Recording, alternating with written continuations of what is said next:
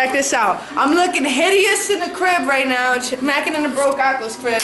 I'm fucking bored out of my mind. You know what? I'm in the mood to make a mix. So you know what the fuck we gonna do? We gonna make a mix.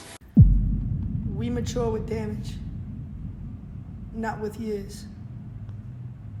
I came across that quote randomly, and it really reminded me of something that my grandmother would always tell me. My grandmother was a huge believer in yin and yang, and she would always tell me that in order to see the light, you have to be born in darkness sometimes. And in order to enjoy the light, you must endure darkness. You know, and that's something that I've carried throughout my life. You know, my grandmother has been one of my biggest influencers. She has been my strength. She has helped me push through moments in my life that, you know, I really felt like, you know, sometimes I just wasn't gonna make it through in a sense. But now where she comes from and the cards that she was dealt, she comes from a place of strength. She comes from a place that, you know, there was only one option, that was to always ever be okay. And she was huge on telling me that throughout my entire life. She was huge on that with all the lessons that I was given throughout life.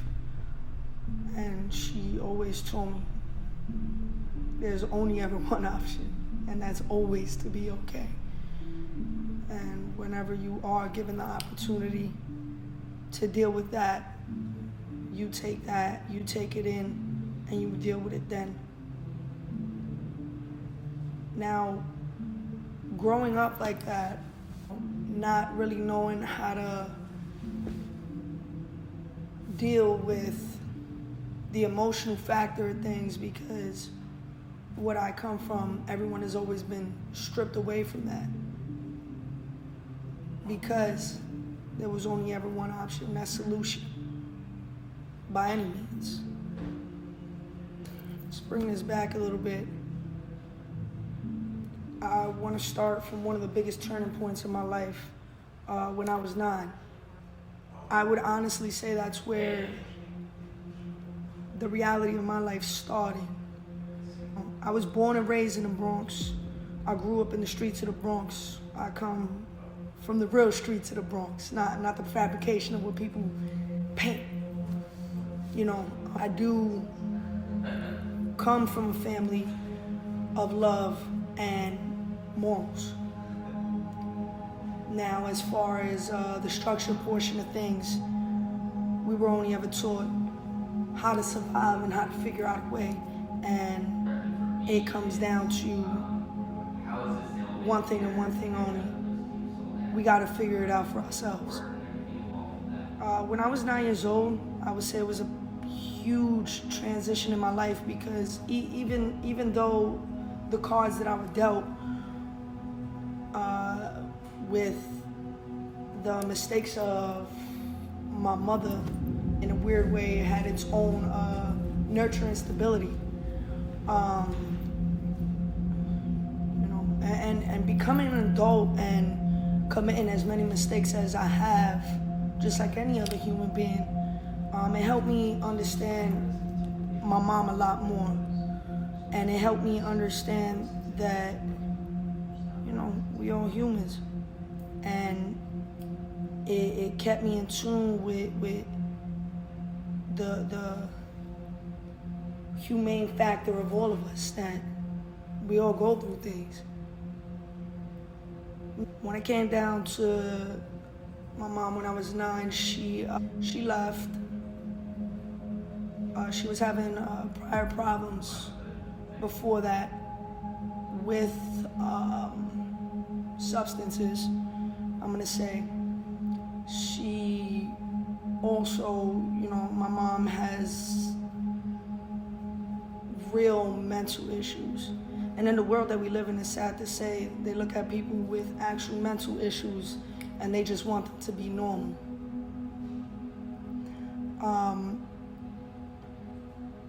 You know, so I seen it and I grew up with it firsthand.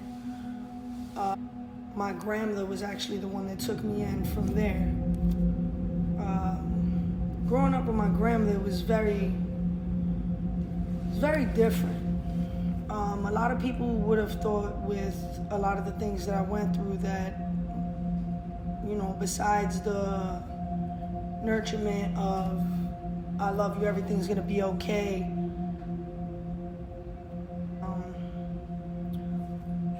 My grandmother took me in.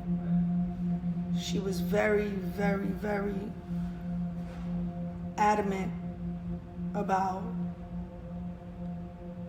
it's like, you're fine. You're gonna be fine. I grew up without a mother. I remember, you know, just like pushing through and just having so many questions and stuff like that absolutely nobody answered for me. You know, but everything moved at such a fast pace, and everything just was just slammed onto me with the whole, all right, you're gonna go to this school, you're gonna do this, that, the third, boom, bada bing, bada boom, everything's good. So I remember I had a really big breakdown, just randomly. Like it was probably like I was already in my grandmother's for a couple of months. I had all the questions in the world, but I felt like it would have been a problem to ask because of the way that, you know, my family was raised and the way that my family is. That is just like, you can only ever be okay. Don't ask too many questions. We'll worry about that later.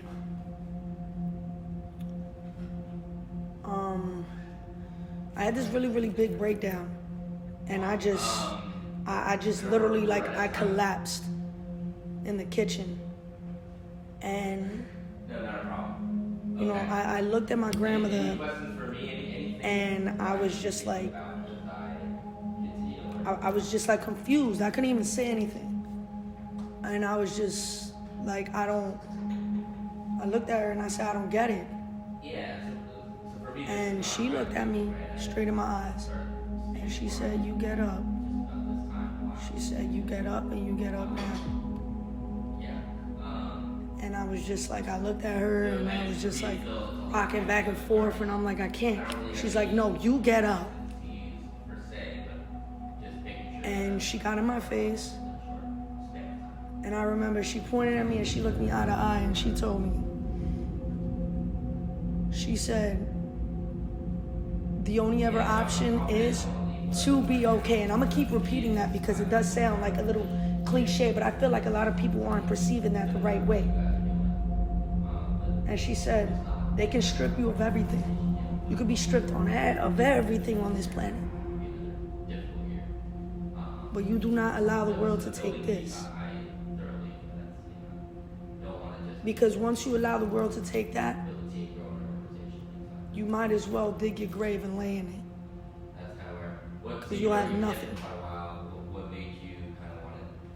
And that's where it really sprouted for me to really start living in my mind. And that's where the suppression of the emotions that I would experience, I would literally suppress them so deep into my mind that they didn't matter. And they would just sit there. I wouldn't dwell. Everything was just always, we gotta go. We gotta figure it out. We're gonna laugh it out. We're gonna push. We're gonna go.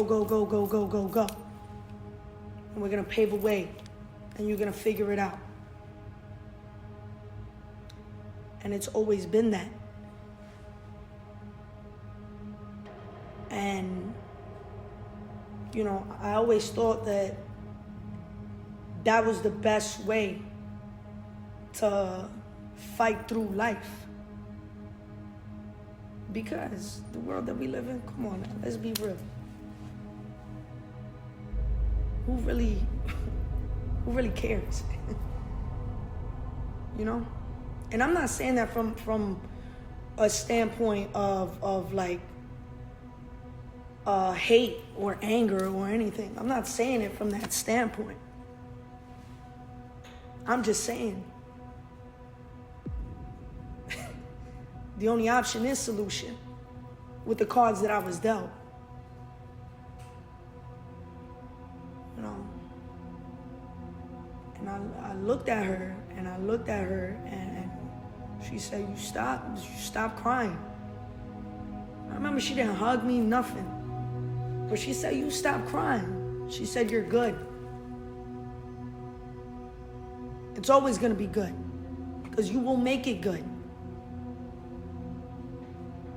And if you don't believe it, you convince yourself.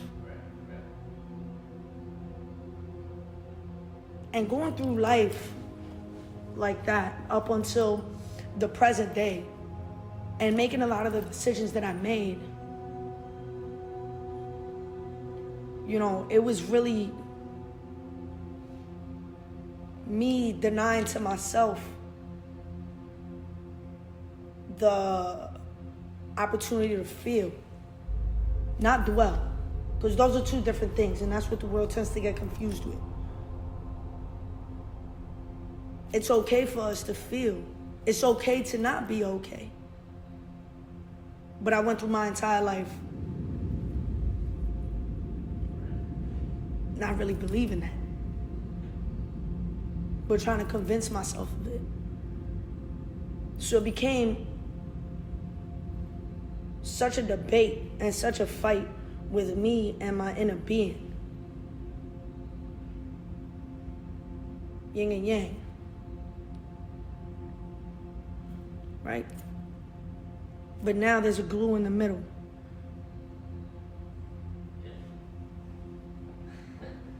And that's Djsammiiblendz. And that's what fuses the two. Between Samantha and between Sammy.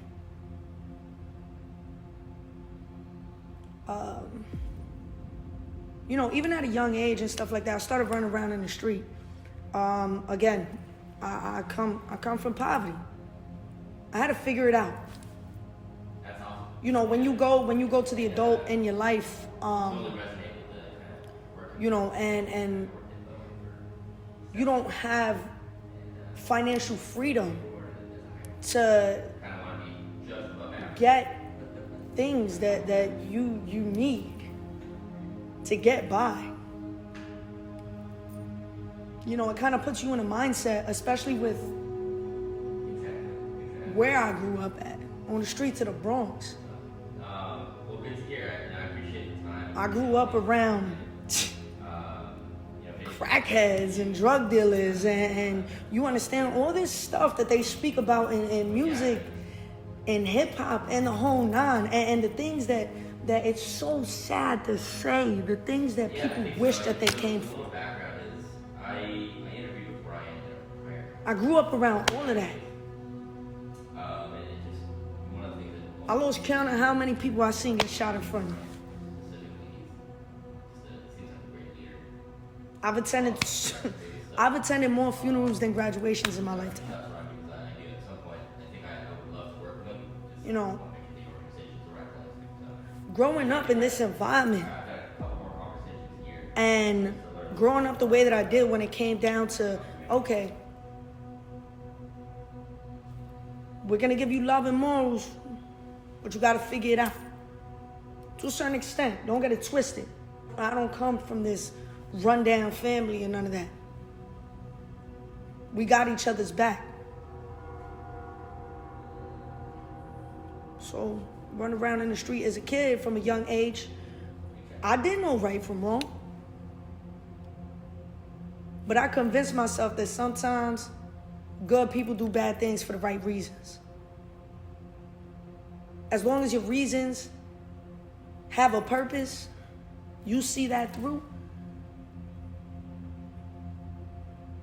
then in the end it would all make sense. I convinced myself of that. And I lived every single day with that. When I was 9, I got into my first big incident, I would say. I was 9 years old. I went with a bunch of the kids from the projects that I grew up at, and we went and we robbed our first house. How long did it take you to find It was about like 7 or 8 of us. It's about 7 or 8 of us. We robbed our first house, and 4 months, 5 months? you know, we went. There was this house that some of the guys from the block, they told us, "Yo, go and snag whatever you can, and we got you guys." We did so.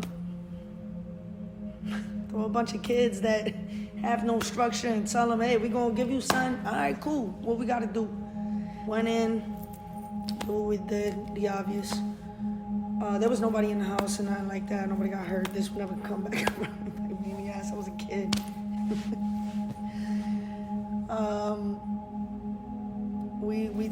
We took everything back to the guys on the block. And I remember I had this pair of it was like these freaking pair of Nikes and shit like that. And I gave them to one of the guys on the block, and he was like, "Yo, I got a pair of kicks for you. I got a pair of kicks for you. They don't fit my son or whatever, but like, what size are you? Blah, blah, blah." To my size. And I remember putting on these pair of Jordans. Fresh pair. It was fire. Fire. I looked at them shoes and I was just like, I felt good. Like, I didn't have my rundown Shaqs. Because I was only bought 2 pair of sneakers, one white, one black, for Payless. And if them shits was ripping, here grandma came with the crazy glue. Figure it out. And I remember I went home that day and I just felt good. I was just like, yo, like I was feeling myself. And I looked at my grandmother, and it was not too long after we had that talk. But I think it's I looked at her and I said, "Grandma, look at me." She said, "¿Qué?" Like, I know my grandma. She boricua. She's like, ¿Qué? What? And I'm like, "Grandma, look at me." I said, "I'm gonna make you a promise." I said, "By the time I'm 35, I'm gonna be a multi-millionaire. And you're gonna see that I'm gonna be the change." And I've repeated that to myself every single day, by any means. I'm not 35 yet. So, you know, that right there was a huge transition for me in my life, because I convinced myself to believe other things and suppress every emotion that I felt, because it didn't matter. Because I had to keep going. I had to keep pushing. Now, you know, running around through life, like, and don't get it twisted, like, I was running around in the streets and I was doing a bunch of things that I wasn't supposed to be doing.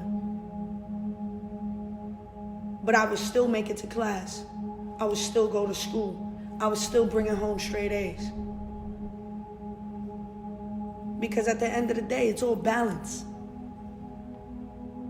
I convinced myself by a young age, if I'm gonna do a lot of the bad, I need to outweigh it with the good. So you know what I'm gonna do? I'm gonna show people that I could be both, without trying to be anyone else but me. You know, I got involved in like a bunch of extracurricular activities. Like, I was always in sports. I was actually head of the chess club. I was like a little, you know, everybody's so damn emotional now that it's like, if I even say this, somebody's gonna feel some type of way. But hey, I'm the most controversial person you're ever gonna meet. I was like a nerd, but the streets roll with me.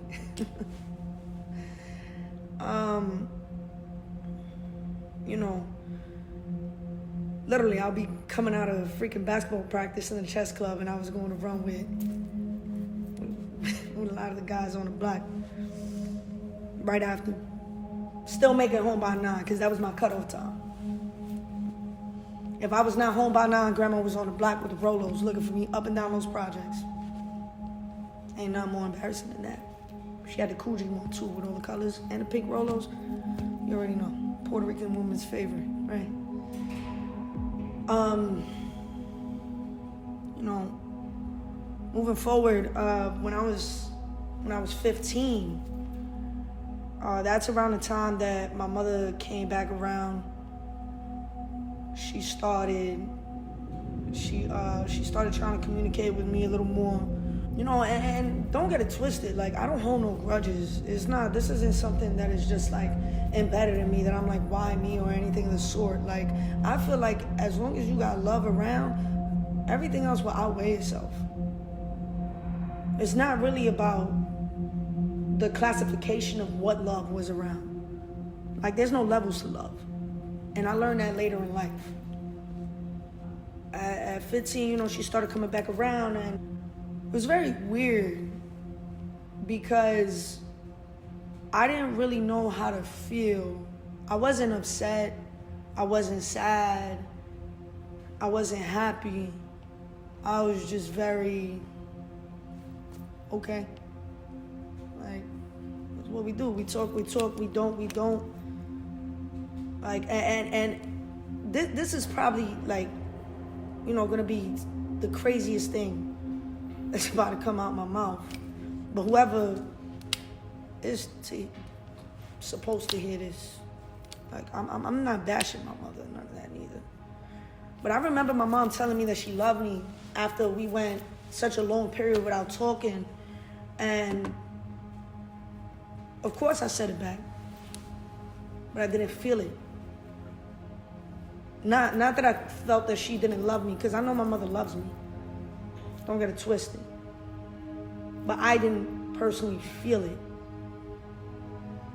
And as I kept on going through life, those certain interactions that I would have with certain people, even family members and stuff like that, I wouldn't deeply feel it. I would more feel like I'm saying this because I'm supposed to.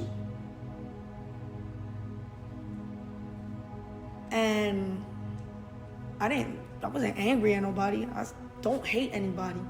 I really don't. It was just such a confusion within myself because I suppressed literally every bit of emotion, even what I considered that made me happy. So deeply embedded in me that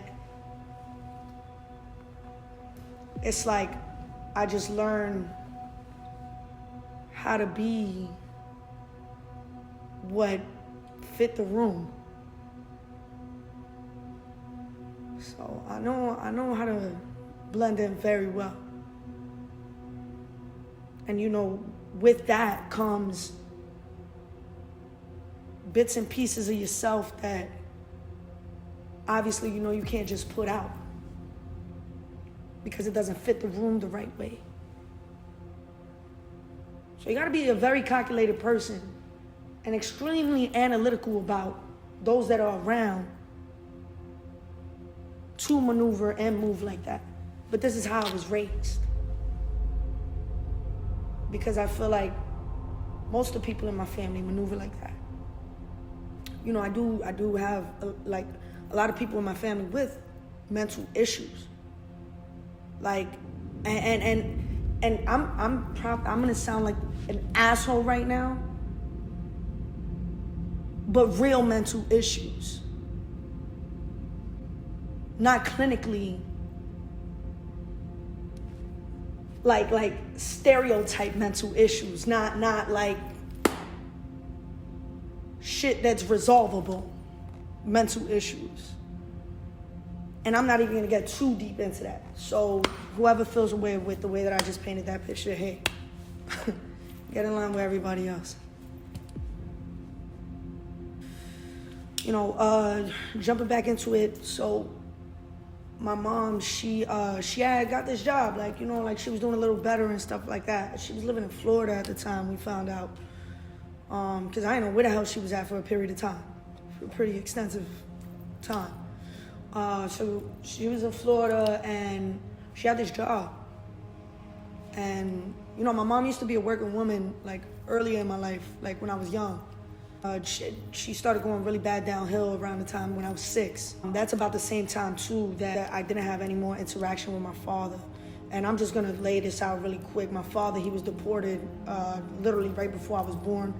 So I met my dad once.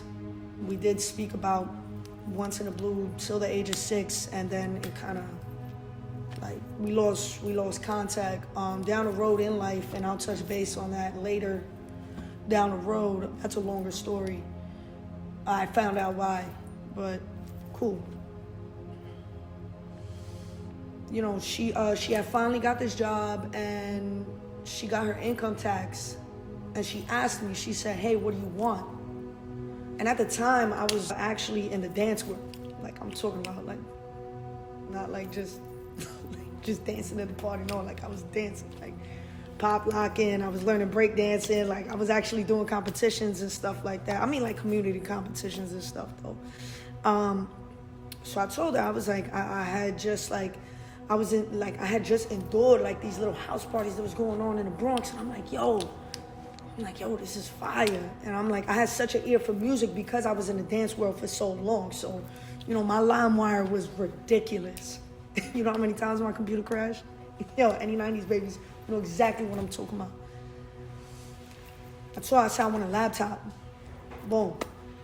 She ended up getting me the laptop, and literally that same night that I received the laptop, there was this house party going down. I told my people, yo, I'm gonna DJ it. I got you. I just got a laptop. I uploaded all my music on it. I called one of my other homies she was a DJ at the house parties and stuff. And she was just like, yo. I told her, I was like, yo, I want the virtual DJ software. Boom. We ended up linking up. She gave me the software. She gave me the quick rundown. Literally, that same night, I DJ'd my first party. And I don't know why, but I loved it. And you already know what came later. Oh, no, look, this chick, somebody else want to DJ. Blah, blah, blah. Yo, so literally, I started, like, DJing these house parties every freaking weekend. Every weekend, yo, my peoples, they'll put me on and do the whole nine. You know, and you know, DJing these house parties, like I'm talking about, these was house parties in the Bronx. Like, you know, we was dealing with drug dealers, gangbangers, like, you feel what I'm saying? There was freaking older people, younger people, you name it, it was happening. Like, yo, it was crazy.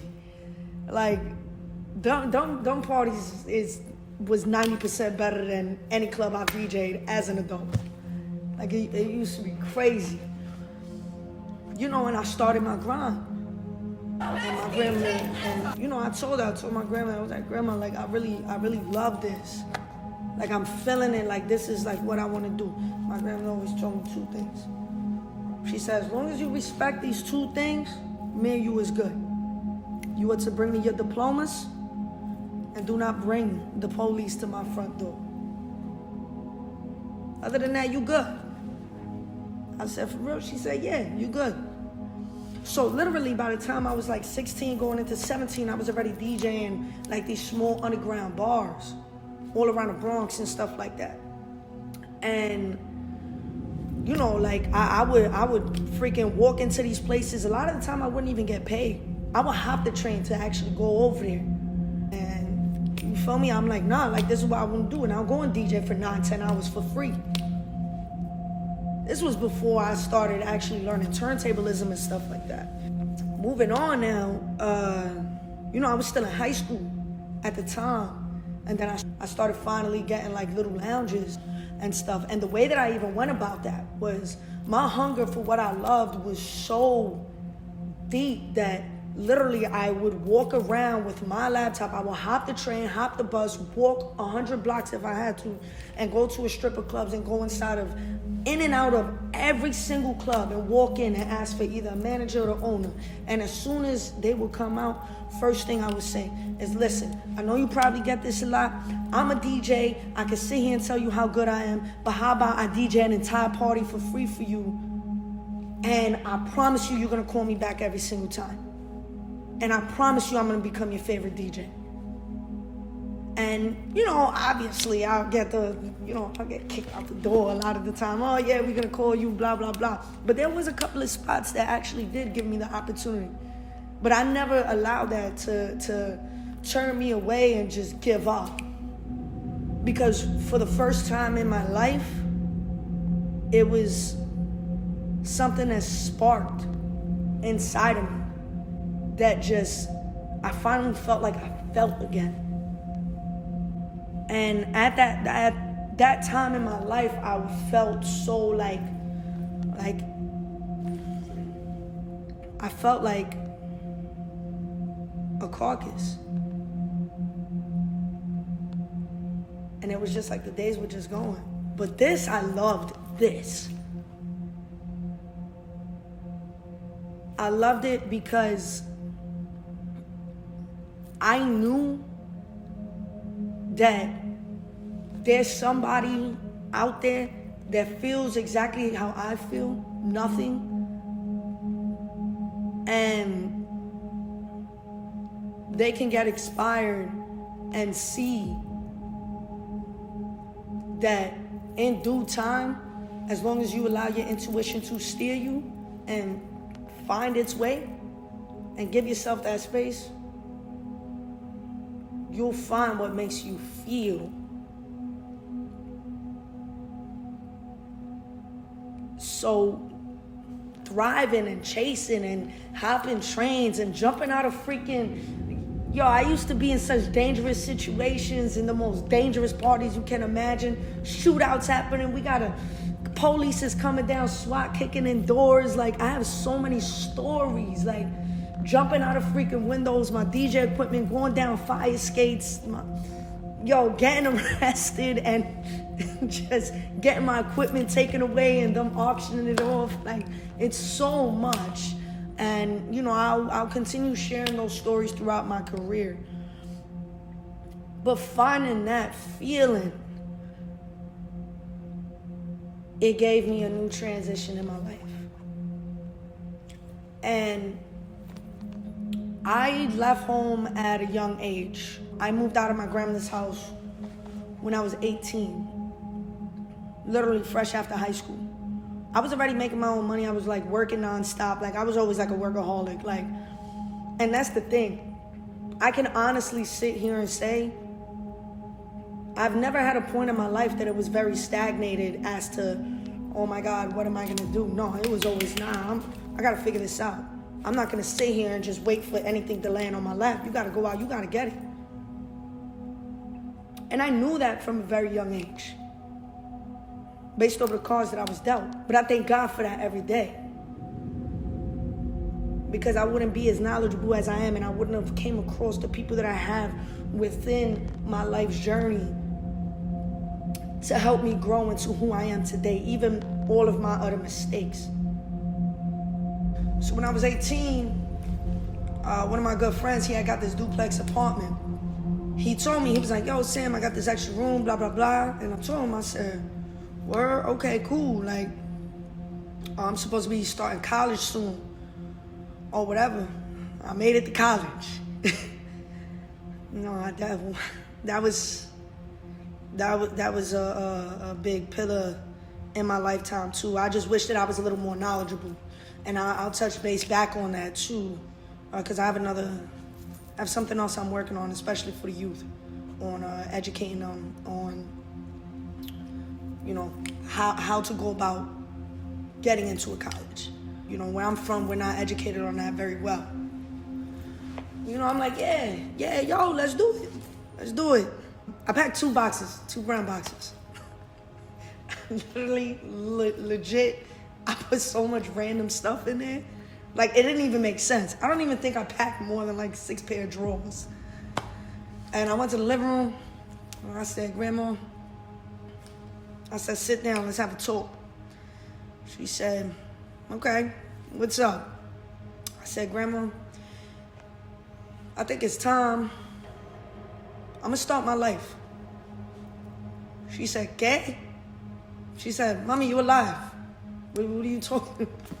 I said, no, Grandma, I'm leaving. I'm gonna start my life. I'm ready. She said, all right, go for it. She said, you 18? Do what you gotta do. Just, always think here first.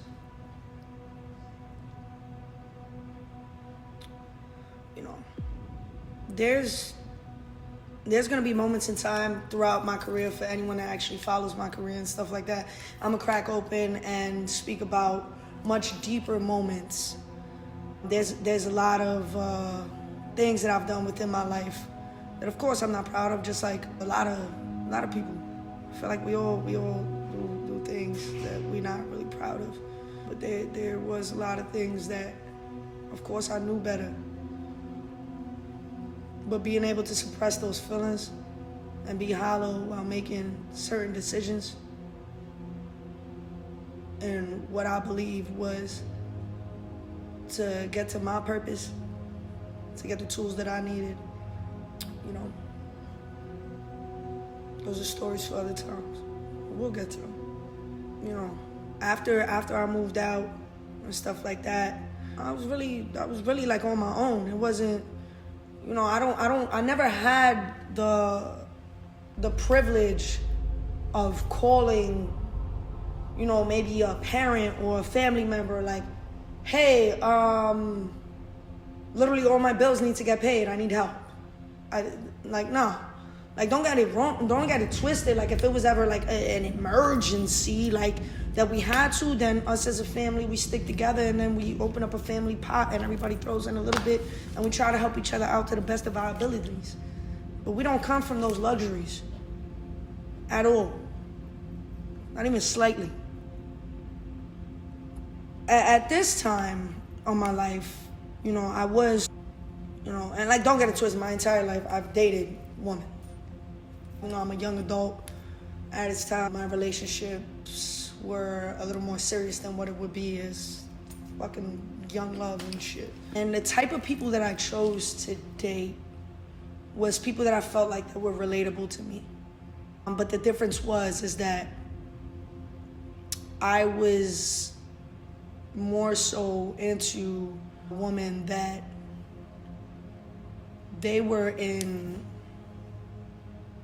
search of themselves, because I felt like I can help with that. And I suppressed myself so deep inside of my mind that my focal point on even my younger relationships was always seeing this person good, and seeing this person happy, and seeing this person find those better parts of them would help me feel. And I convinced myself that. And that was me denying the fact that I literally never took the time out to get to know me on a different level. And how could I sit there and put that on somebody else if I see exactly who they are? But I always chose to go after that. And, I'm not trying to downplay anybody and just say everybody was exactly the same. That's not the case, no. Those moments of me just being lost and so deeply suppressed within my head that whenever I just couldn't bear it anymore, it's kind of like I would get stuck in here. Being stuck in here It's like looking outside of a window of a world that's just self-imploding.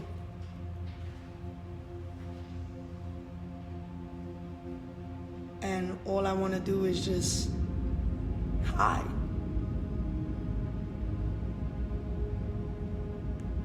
And that's what I did for many years within myself. Nobody would have ever even known. Me placing myself in the situations that I did and the choices of people that I would choose to deal with, it would be people that would give me a feeling that I thought that was never there. A lot of my relationships and even friendships that I would place myself around, it was all about people making me feel like what I felt like I couldn't make myself feel. And it was a care and catering factor, even within friendships that I've had. And I would convince myself, because from a young age, like I said, I'm extremely analytical and stuff like that. I'll know the people that I would have around. I would know the people that I would date, but I would choose to play it out because I believed in them the way that I just wanted the rest of the world to believe in me and believe that I could change. I wanted for me to believe in me. But same way I had to convince myself of my decision making through life, I couldn't convince myself that I could be different. So I felt like I needed help from other people for that. But I never told anybody that. And this is probably the first time that anyone's been hearing this.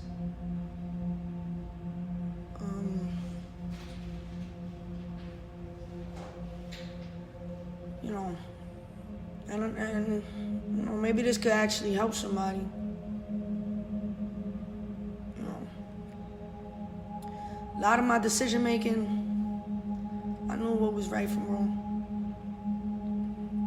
I literally drove myself utterly insane because I chose to suppress myself, because I thought that that was the smartest thing to do.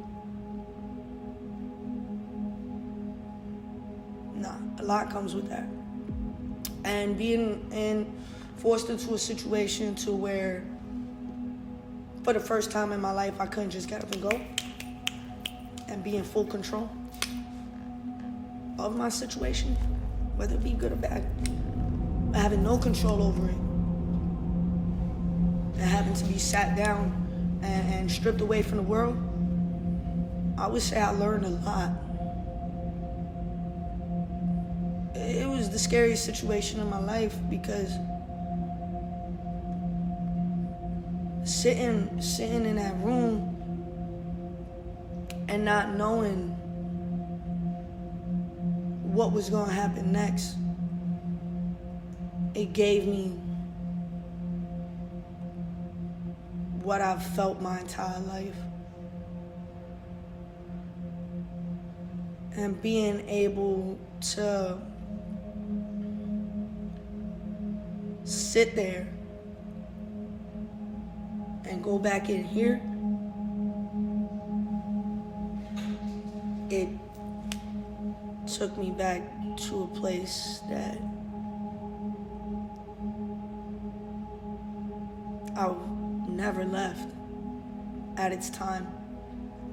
So, you know, for almost the first, I would say 8 months of my incarceration, I didn't know when I was coming home. I was getting football numbers. Literally, by my second weekend, I started burying people in my head because I didn't know if I was coming home. I didn't know was gonna be dealt. And literally I would wake up every morning and say, this is the day I'm gonna call and I'm gonna find out. One of my biggest fears at this time was just finally making that phone call and, you know, losing my grandmother to the cycle of life. Because I never had like the privilege of just being able to, I'm gonna pick up the phone, I'm gonna call somebody and stuff like that. No. Because I was always told, no, you gotta deal with it. Whatever it is, you gotta deal with it. Then the next thing is gonna come, you deal with that. And then you keep going. But the comforting feeling when it came down to my grandmother was that she never had to convince me of anything. I always believed her. So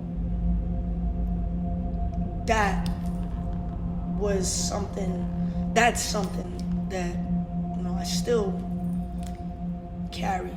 The difference is now, I forcefully learned how to love myself. And I realized that I went through life searching for what love is supposed to be. But in all reality, I've always had it around, just in different forms. But it's supposed to start with you. Like, you know, we all still go through our modes and we all still go through our shit. Yeah. You know. But where I'm at today compared to where I was, I wouldn't have made it through if I was never incarcerated. I wouldn't be sitting in front of you today, not in this light. Yin and yang, right? Some of us gotta be born in the dark in order to spark light. So,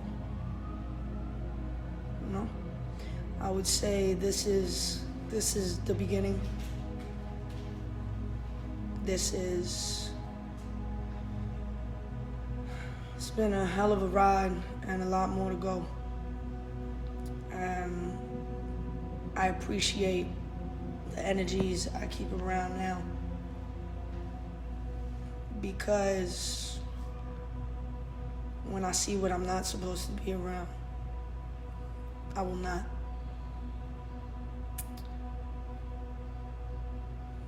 Denial. I'm not in denial anymore.